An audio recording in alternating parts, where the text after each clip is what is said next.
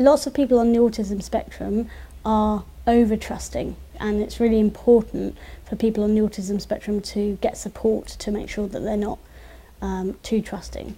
People on the autism spectrum can also find it difficult to communicate, and also if you're having a relationship with a neurotypical partner, a non-autistic partner, they need to learn a bit about autism and you need to learn a bit about non-autistic people, and you both need to do that and to find something in terms of sort of boundaries or rules within your relationship that's comfortable for both of you.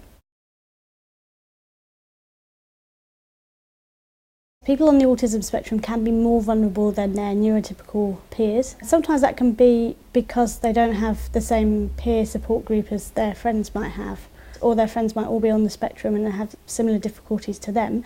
But I think that yes, people are more vulnerable because they don't have as much information, but also information might need to be presented in a different way, that people on the spectrum might struggle with things like social imagination. So I think those things make you more vulnerable, yes.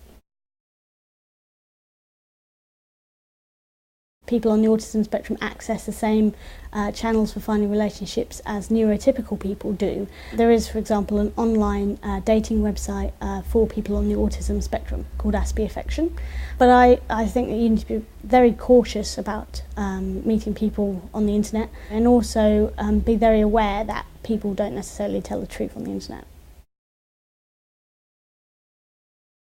Tip number 1 is, if you don't want to have a romantic relationship, that's absolutely fine. Second is to only have a relationship with somebody that you feel comfortable with. Sometimes people on the autism spectrum can feel quite pressured into having a relationship with somebody, or not know how to get out of a situation.